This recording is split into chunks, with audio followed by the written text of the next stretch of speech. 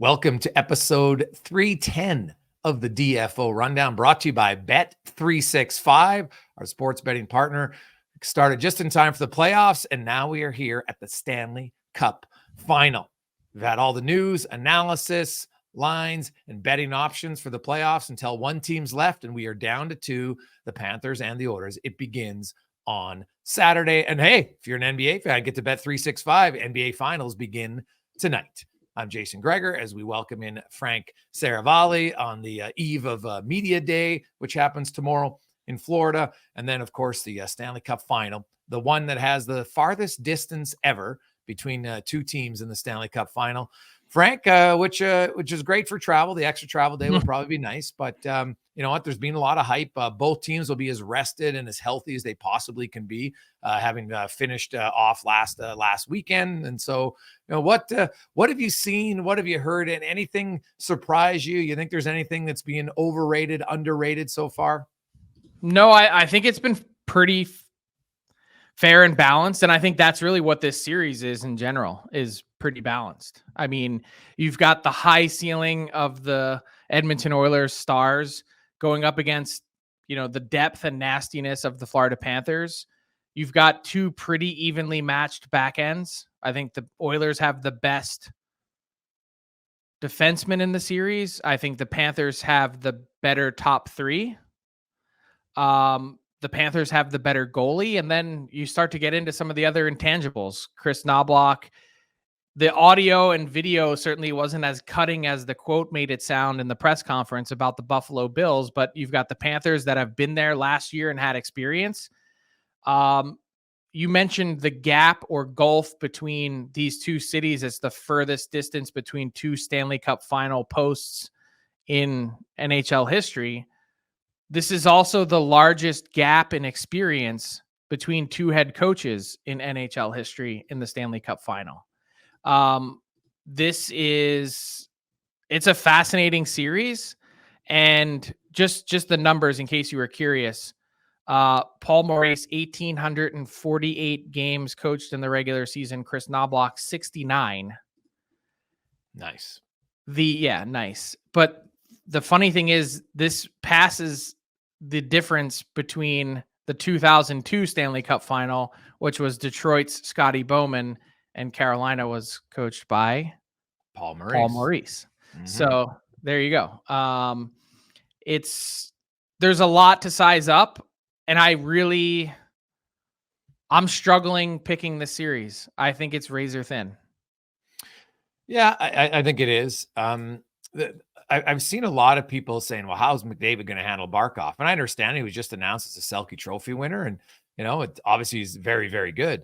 But McDavid's pretty darn good himself, right? He leads the league in 5-on-5 scoring in the postseason. Like, the Oilers have the top 5 scorers 5-on-5 in the playoffs, and all in double digits. And Florida's top guys are, funny enough, Gustav Forsling, who I think actually the matchup to talk about is more going to be McDavid and Forsling than it is McDavid and Barkov. I bet you when the series is over, there's more minutes head to head between Forsling and McDavid than we see McDavid and Barkov, just looking at how they split the minutes between Zibanejad and Panarin's line, because you have McDavid and you also have Draisaitl's line, and like, no one really hard matches like we used to see in the NHL. Like, you try to get guys out, but you know, maybe it's 75% of the minutes. The thing that I look at is really, you know, everybody, like, Florida dominated the Rangers 5-on-5, but no offense, they should have.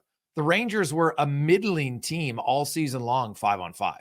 Mm-hmm. Like, Florida should have dominated them there. Like, you know, I went through it, and, you know, you look at 5-on-5 scoring in the regular season. Edmonton was third. The teams they faced were 4th, 5th, and 20th. Florida in the regular season 5-on-5 was 26th in goals, and they faced teams 13th, 15th, and 19th. So if you look at the average, Edmonton's faced teams with a 9.6 where they'd rank offensively, and Florida's faced teams that are 15.6. Like, Florida hasn't faced a team that has Edmonton's overall offense 5-on-5. And granted, Florida was the number one 5-on-5 team defensively in the regular season, but Dallas and Vancouver were 3rd and 5th, right, against the Oilers. So it's or 4th and 5th, excuse me, and 12th.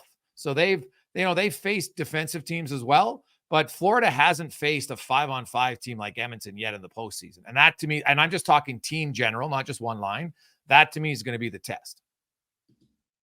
I can see that for sure. And and honestly, I think the most emotional, the most obvious matchup I think we're going to see that's going to create fireworks is going to be the Draisaitl line against the Bennett line. You got Bennett and Tkachuk. You've got Kane who will play. You got Holloway and Draisaitl, right? Two heavy lines with lots of skill. Will it really be that charged? Oh, I think it will. Like well, I guess if I compare it to what we saw in Dallas, where we Well, might have seen one, but that was a checking. Like we need to check everyone's pulse series. Like we're not sure was that even the playoffs? Yeah, but Kane and Tkachuk, they went head But to head. maybe that's a lesson to the Oilers, though. Like they also didn't really get involved in that stuff because there wasn't anything to get involved in. Maybe the better play is to let the Panthers take penalties and you crush them on your power play. True. I think Florida, they didn't take many penalties, really, when you think about it, against the Rangers. They only took 15, right? So 2.5 a game. That's pretty good. And I'm just saying, don't get dragged into the nonsense. That's not really what you need, is my point. That would be the point I'd be making. Yeah. I look at Edmonton, though, and it's funny, and I talk to some of their players, like when the games get a little bit more emotional, Edmonton actually plays better. Right. Like they showed, the Dallas, I wouldn't say that was lacking in emotion. It was lacking in physicality and hatred, but it was fast paced and, there's some hits. But I think the Florida series, because that's Florida plays that way, Frank. Like, I don't think Florida's going to come in here and suddenly, be the, winning all ups. Hey guys, let's go for the Lady Bing. Like that's not happening. That's not who they are. And I don't see them changing, but I don't see Edmonton necessarily backing down. And that's what makes it fun. Like, I think this series is, you got two really good teams who have all beaten good teams to get here. That's what makes this a fun series. Everybody's rested. There's lots of skill on both sides. Like, I'm with you. I think it's going to be a very fun series, but I think there's going to be games where it's intense.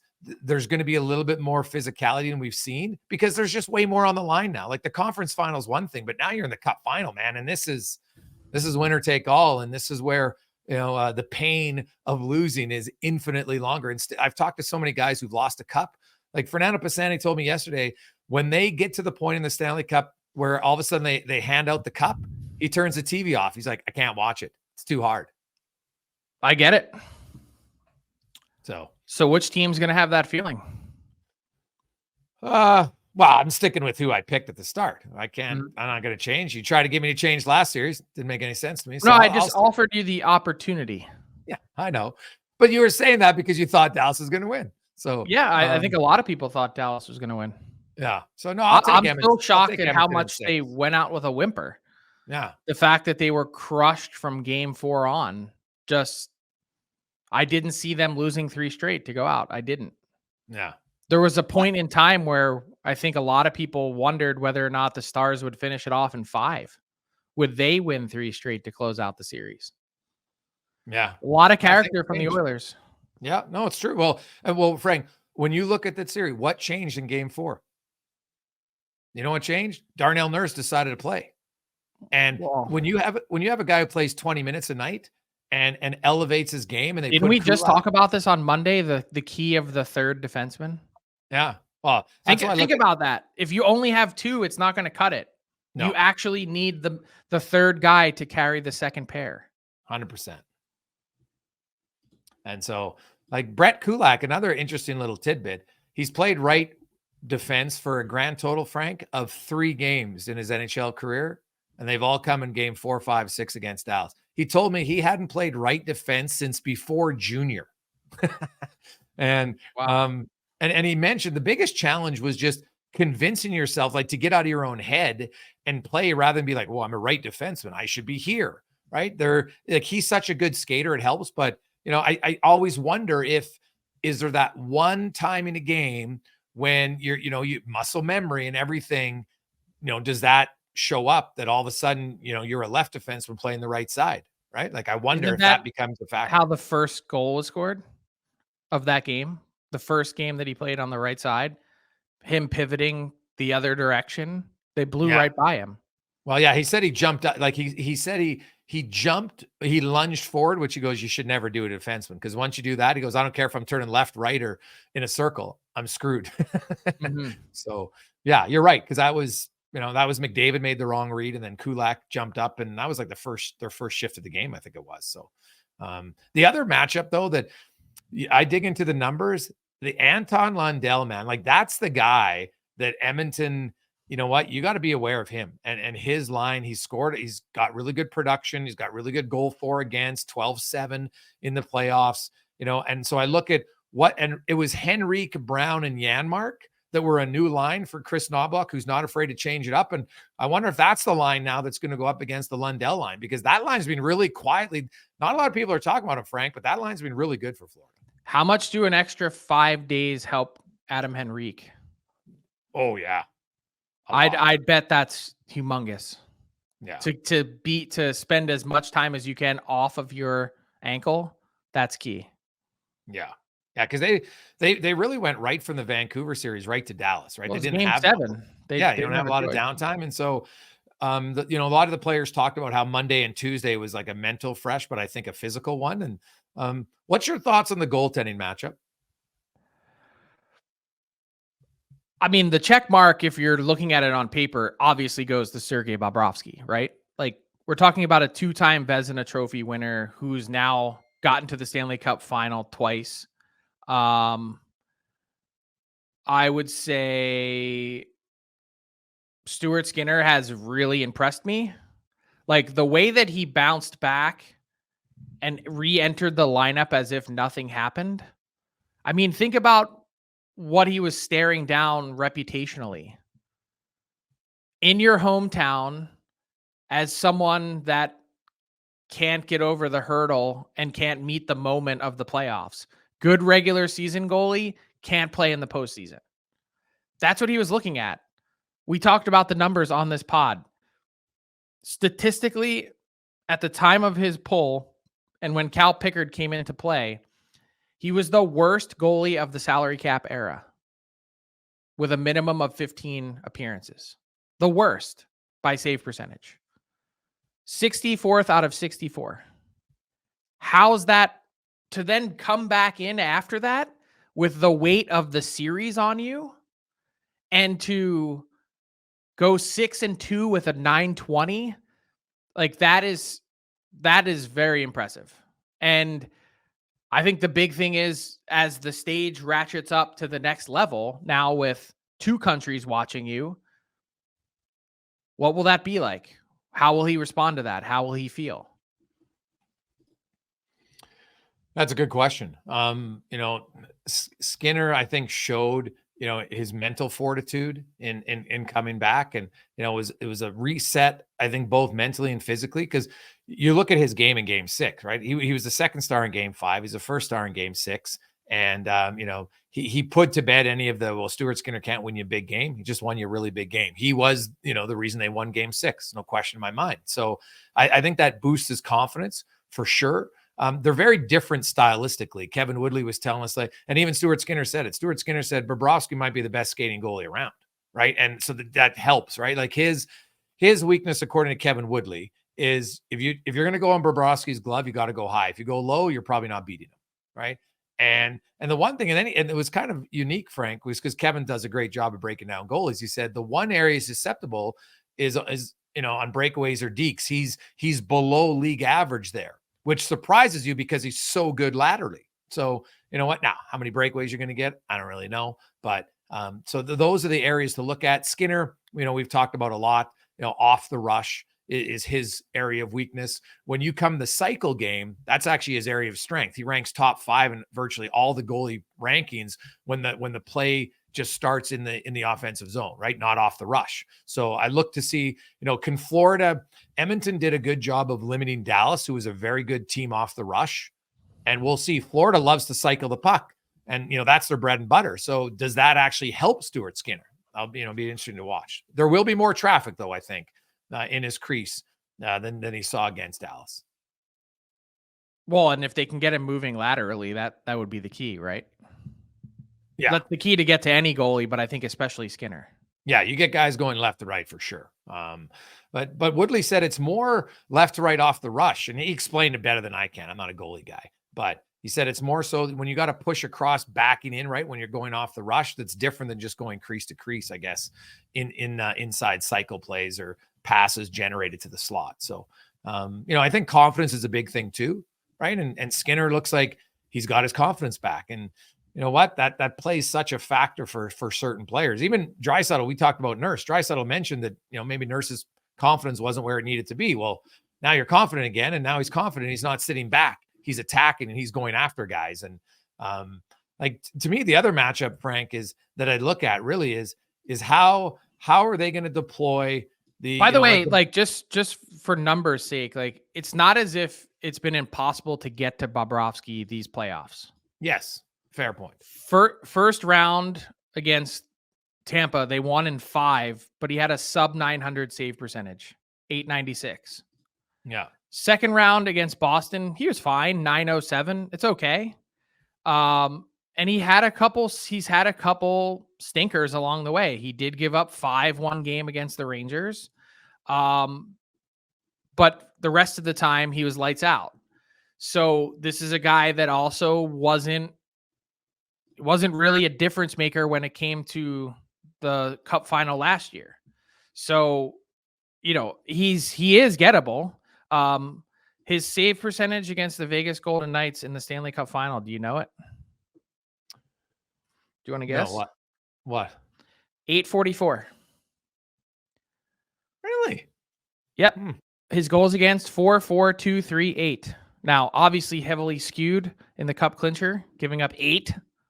Right. But that's well, point Vegas, being, he's not this, incredible, unflappable. There's not the same Vasilevsky aura about him that exists with Bobrovsky. He's really good. It's just he's not impenetrable. Yeah. Well, Vegas, you go back and look at that series last year, and I wonder if Florida's learned from it. Vegas's power play crushed them, right? That's what I was getting at with don't get involved in the nonsense. That might be part of your game plan. Yeah. And so I thought they were more disciplined against the Rangers, right? They can play. I think Florida's goal is to play physically disciplined, right? That's because I don't think you can take the physicality out of their team and be successful. That's kind of what they've been all year long. They like to attack. They go in. Obviously, they've got a few more guys that are more physical than others, just like every team. But I'd be surprised because if you look at it, Dallas wasn't overly aggressive on a forecheck, Frank. Vancouver, not really. LA, not really. And they all lost. I think Florida will give Edmonton a challenge because they are a more aggressive forechecking team. And none of the other teams that Edmonton played to this point really were that way. Now, Matthias Ekholm mentioned, against Dallas, you could make a great outlet pass and feel good about yourself and say, now I'm going to jump in the rush, but they still had 4 guys back. The one area that Florida maybe can be exposed is because they aggressively forecheck. If the defenseman does a good job of making the first outlet pass by them, and then you can jump up in the rush. So those are his words. And, it's something to look at. Obviously the players are looking at every different thing. So, Edmonton, when their defense joined the rush, they're still one of the best rush teams in the NHL. So maybe that plays into their strength a little bit. Okay. Let's have a little fun. Let's just I would say we'll call them the Bet365 over-unders. Okay. Evander Kane penalty minutes in the Stanley Cup final over under 10. I'm going to go over because I bet you he gets a 10-minute at some point.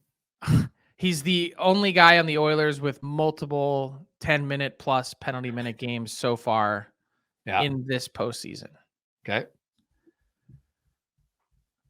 Leon Draisaitl goals in the series over under 5.5. Ooh, my 6 goals in a Stanley Cup final. That's unreal. I'll go under. Okay.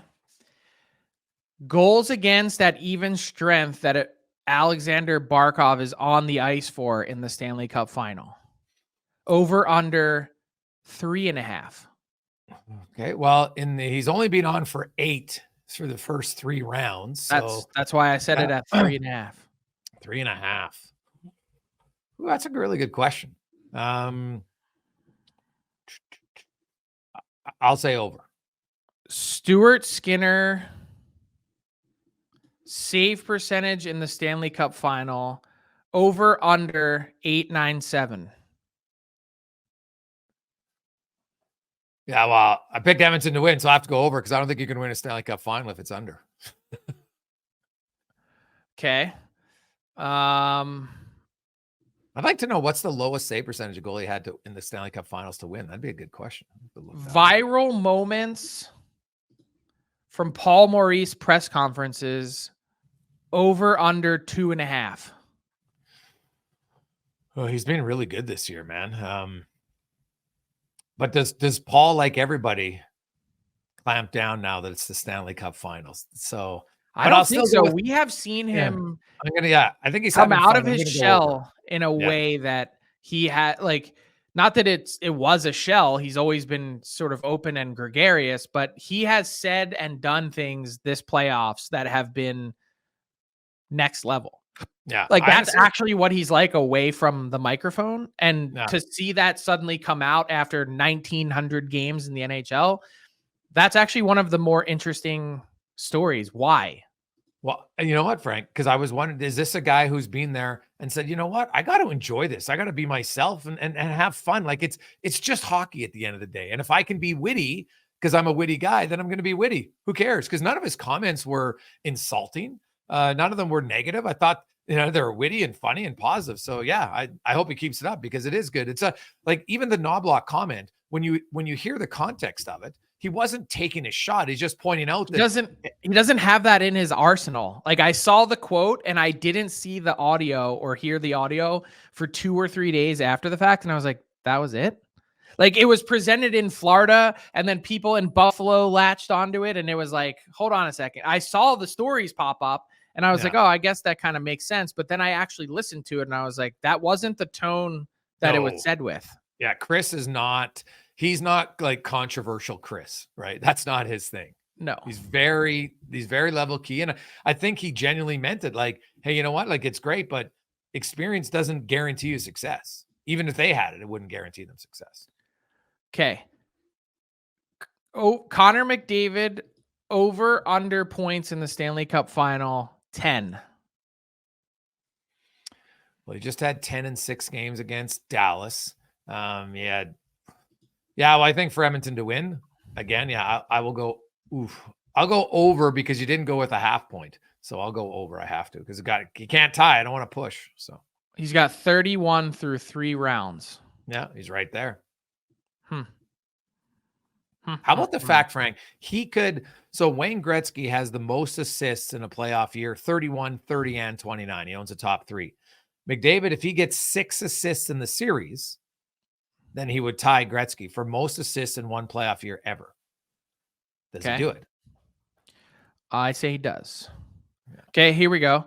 Darnell Nurse minuses for the series. He has 13. Yeah. Plus, I would say that we would call this plus minus, to be fair. He has minus 13 through 18 games, the leader for the Green Jacket in the postseason. Okay. We're just going plus minus, not 5-on-5, so just overall. Okay. Correct. Okay. I will set it at minus 3.5. Over or under? Better or worse than that? So now, just because it's minus, is this reversed here? So if I go under, does that mean it's -4 or over? Dude, I wasn't smart enough to do that math in grade school. I can't do that. I'm going to go. Is he better? That's why I said better or worse. I'm going to say better. Okay. Actually, you know what? Yeah, I think I'll say better because I think it's going to be 3. Okay. Corey Perry, Stanley Cup final goals set at a half. So 0.5. Over or under? I will go. I love offense, but I'll go under because I'm not sure how many games he's going to play in the series. Okay. So then to that same end, Vinny Desharnais, games played in the Stanley Cup final, over under 2.5. Under. Okay, I'm with you. Carter Verhaeghe, This guy's money. goals in the Stanley Cup Final, over under 2.5. I'll go over. Yeah, that guy, you know what? That guy scores huge goals. So yeah, I will go over. Carter Verhaeghe to get a game-winning goal in the Stanley Cup Final. Ooh. Yes or no? Yes. I'm going to go yes based on his track record. Yeah. Okay.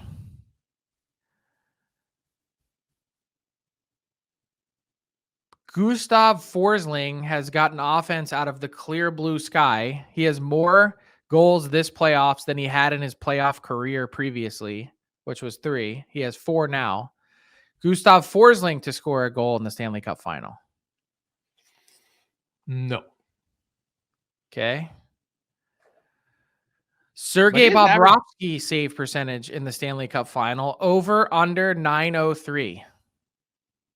Oh. What's his save percentage right now in the playoffs? 908.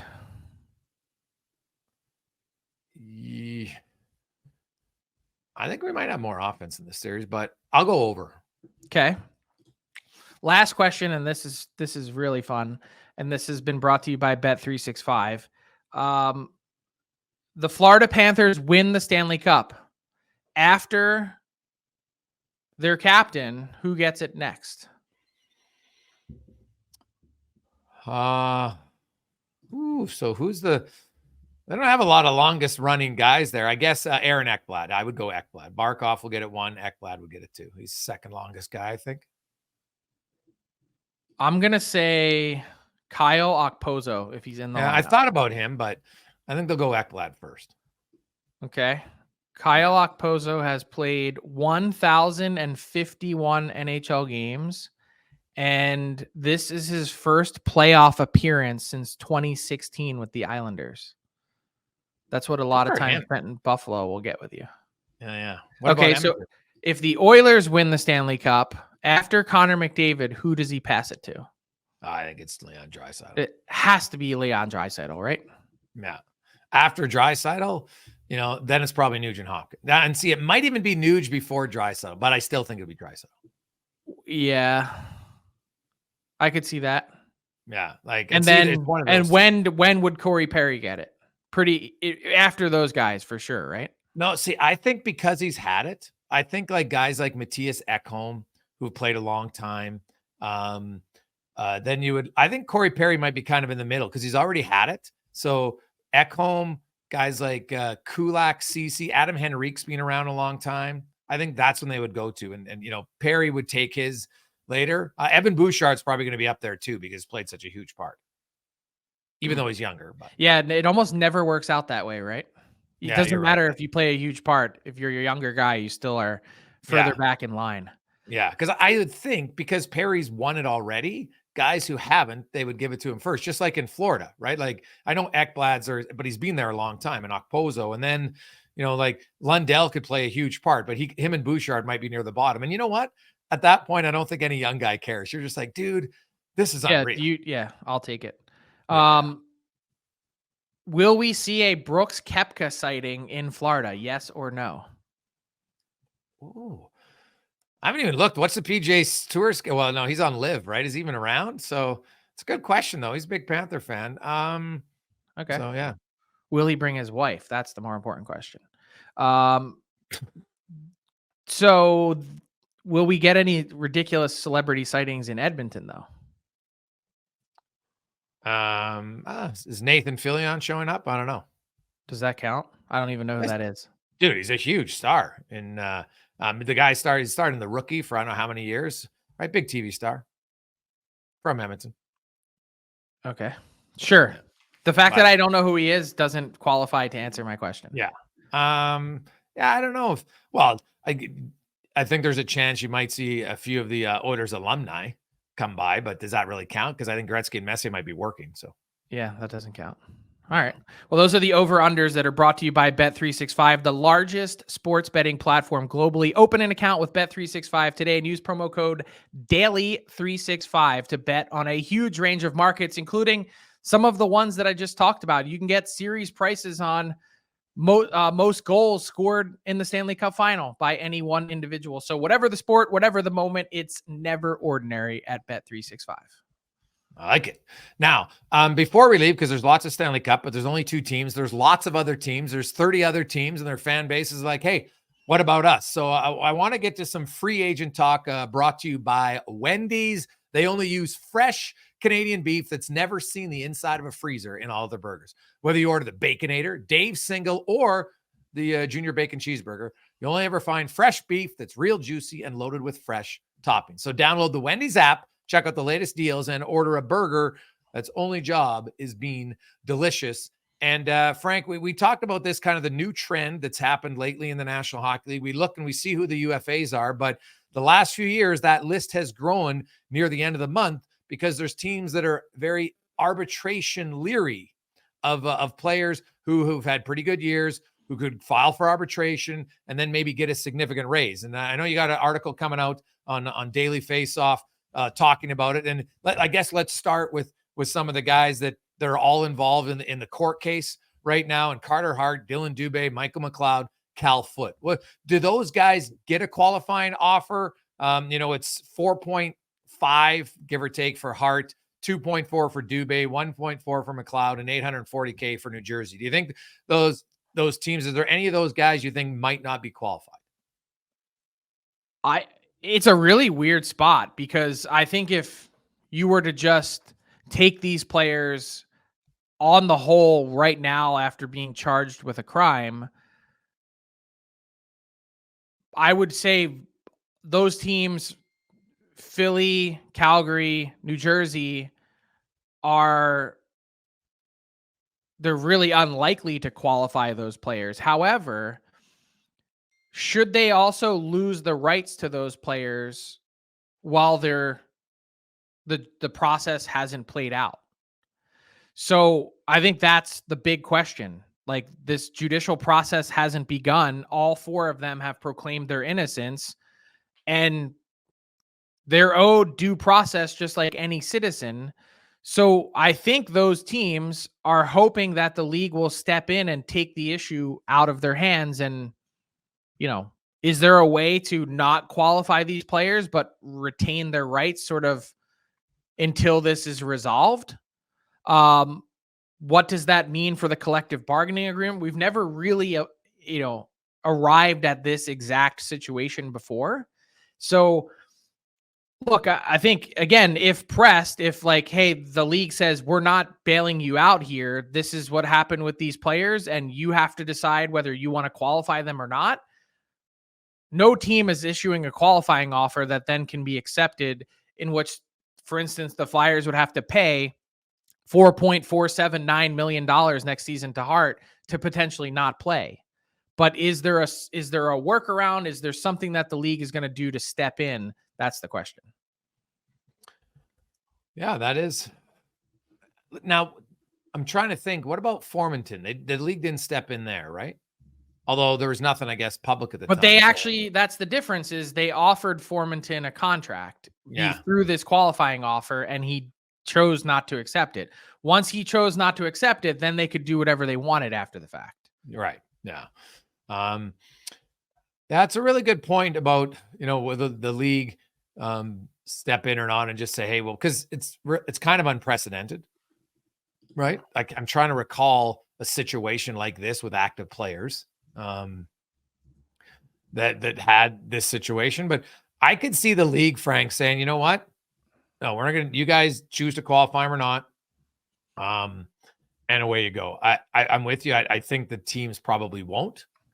And, no other team would sign one of those players until this is done in court. Yeah. No one's getting signed until this is done. And then, even then, once it's done, will there be any league discipline? That's the next question after that. Well, then the other question is, will some of these guys follow in Formanton's skates and go play in Europe? Maybe. I could see that. Yeah. I mean, Russia is a bastion, a haven for the those that fall into trouble. Yeah. Fair. Yeah. Well, their leaders' morals aren't necessarily the best, so just go I there. don't know that they have morals. Yeah. Now, there are a few players, Frank, who when you look at what they're due for a qualifying offer, and so for people out there that don't know, there's, if you make below league average, then you're due a 10% or 5% raise. But once you're above 1.3, if that's your cap hit, or that was what your salary was in the last year, not your cap hit, if your salary was above that, then you're not due any raise. You just need to be qualified at your number. And so Luke Kunin, or kind of in San Jose, he's due $3 million in a qualifying offer. He had 11 goals, 18 points. What do you think the Sharks do? Like that's a lot of money. Do they try to, because you can negotiate beforehand if you like and sign a lower one. What do you think happens there for a team that, as bad as they are, they don't have a boatload of cap space because they have so many, lots of stuff tied up in retained salaries? Yeah, I mean, do they, from a financial perspective or a cap perspective, should they just, what will they do? That's to me, he's not anywhere close to a $3 million player in the league. So it just makes sense to cut him loose and let him walk as a free agent. But if they keep him, I don't think it's going to be because they really like him or want him. It's going to be because they have other considerations to make, such as getting to the cap floor. So there's a couple, other interesting ones that are in the same kind of vein. Jake Bean is another guy from Columbus. Yeah. I'd imagine at $2.8 million that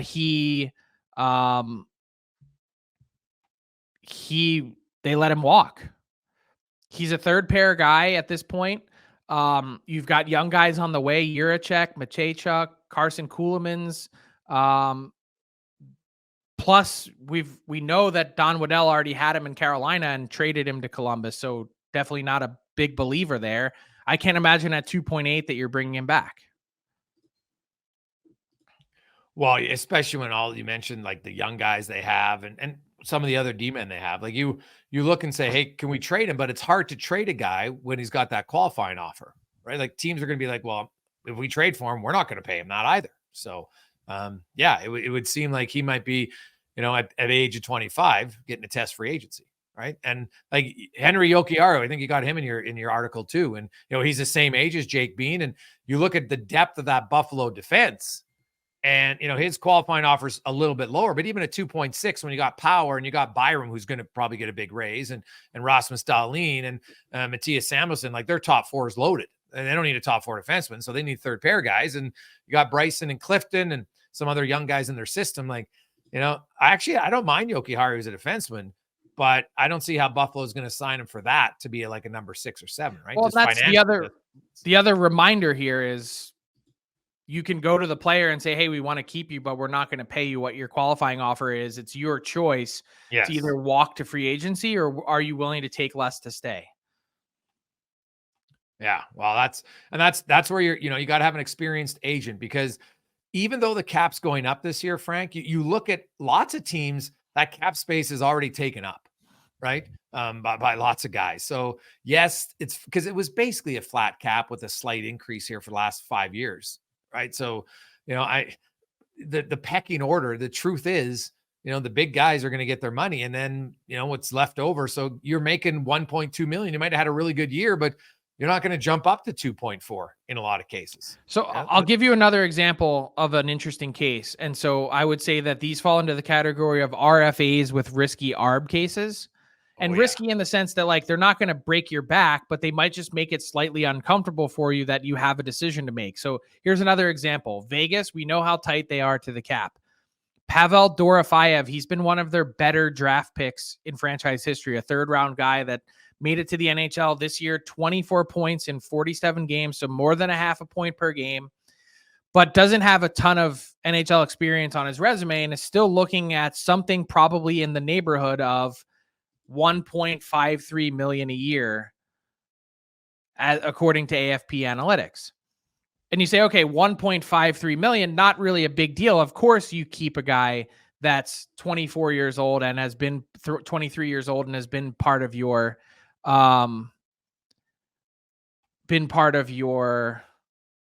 situation in the past. So but you've got 10 million in space. You're trying desperately to re-sign. You need at least 2 forwards to re-sign. You're trying to bring back Marchessault. You're trying to, evaluate some other things that you might like to do in the offseason. And what about Chandler Stevenson? So then it's like, are we, this is a team of the haves and have-nots in the NHL. You've got the stars that get paid on that team, and then you've got the guys that are willing to work for league minimum. When you have a guy in your bottom 6 that's making double league minimum for the Golden Knights, it's somewhat problematic. So I'm not saying they're going to let him walk. I'm just saying that the higher this goes, the more of a problem it is for them, that they're going to have to consider, hey, are we better off getting someone else in here that might be able to fill the role for less money? Sam Steele has played himself into the same spot with the Dallas Stars. He had a strong year this year, sort of reinvented his career, held down their fourth line. Edmonton kid who just got to the conference final with the Stars. He's looking at 2 years times 1.8. The Stars are strapped as anyone else. They've got bonus overages on their cap. Are the Stars willing to pay their fourth line center $1.8 million? They may. I'm not saying it's the wrong choice. I'm just saying you have to recognize that these are some of the tougher decisions to make when it comes to filling out your roster. Yeah, no, it's very true. And also just shout out Sam Steele, pride of our Drawson. Never part of the Edmonton minor system. So those small communities, they always want to get their shout out. So I know most people don't know where our Drawson is, but those who do will respect it. And you're right. Sam Steele was a guy who was an elite offensive player. He was drafted as an offensive guy. And you know what? He's had to change his game. And I thought he's had to adapt, and he's done a pretty good job of it. He's one of those guys, Frank, that still given a chance, he has his offensive instincts he had his whole life. So those guys are valuable when they can play in your bottom, that if all of a sudden, you know what, the guy gets on a breakaway or he's on a 2-1, all of a sudden his offensive instincts from muscle memory from years are still there. So, he can help chip in, that he's learned to be a sound defensive player. And, like he signed very early last summer, I remember, for league minimum. And I remember talking to him, and he's just like, you know what? He took less than his qualifying offer. He walked. The Wild cut him loose. They said, hey, we're not paying you your qualifying offer. And he was a guy that had arb rights. So they didn't want to get into that, what does that arbitration situation look like? And so they cut him loose, and he signed for $16,000 less than his qualifying offer. It just goes to show you, if you bet on yourself, you might be able to increase your value if you go to a good team, a good situation, and a place that's committed to playing you and giving you opportunity. That's sort of the name of the game for some of these guys. Well, and I think, honestly, if you look at how Dallas plays, right? Like every team has a different philosophy. Minnesota wanted their bottom guys to be a little bit more physical, whereas Dallas wanted their guys to be a little bit more cerebral. And I think that fits Sam Steele's style more. Sometimes you got to know what your strengths are and your fits and say, hey, yeah, I could have signed my qualifying offer there, but I might not have played very much. And now I'm, a fringe guy. Now Sam Steele's somebody who people are like, hey, this guy can play and he can help us. So yeah, smart decision. It's hard to do, to bet on yourself, but he did. And it worked out for him. And you know what? Usually those guys, I think Dallas looks and says, hey, we want to keep you. I think your 1.8 number, Frank, I would agree, probably too hard for Dallas. But, if you give Steele a 2-year deal at 1.2, maybe he looks and says, hey, I went from a guy who was, not getting qualified to now getting a 2-year deal and having a little bit of security. Maybe, or he says, why would I leave $1.2 million on the table, the spread between 1.8 and 1.2 over a 2-year deal, when I'm not a super high earner in the NHL. I need every $1.2 million I can get. That's how I would look at it. I'd say, look, I paid my dues. I did the 1 year for less. I've got to, I need to earn. These are my prime earning years. I'm 26. It's never going to get better than this. It's true. But then you also, are there other teams that will pay you that? That's always the risk. There's always someone. Yeah. Well, so let's spin this forward, okay, for Dallas, okay? This is just for fun. Let's say you're Dallas and you have Sam Steele that you're like, I'm not entirely certain that we can afford to pay him what he needs. What if we trade him to Chicago for a 5th or 6th round pick? Okay, so wouldn't that be exactly the type of player that Chicago would want? Yes. Reliable, dependable, doesn't cost you a ton, isn't going to need a ton of term, isn't going to need you to hold his hand, low maintenance, like that's one of those situations that I look at and go, hey, there's plenty of teams out there that are willing to give this guy the raise that he deserves.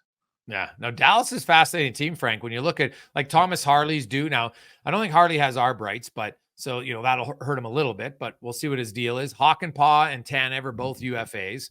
Matt Duchene, UFA. Pavelski, obviously not coming back. So you just wonder, who are they going to sign and what are they going to do in Dallas? Because I think they feel they're right there. So, well, Jim Nill's always had he's always had the next piece ready to go in the puzzle. Yeah, I'd imagine it means we see a lot more of Stankoven and Bork and chance to grow. Yeah.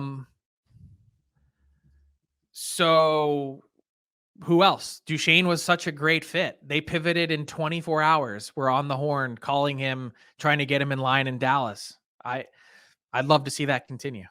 Yeah. And if not, I'm sure Jim Nill's got the next one ready to go. Yeah. Well, Frank, what's your prediction? I'm going to go Oilers in 6.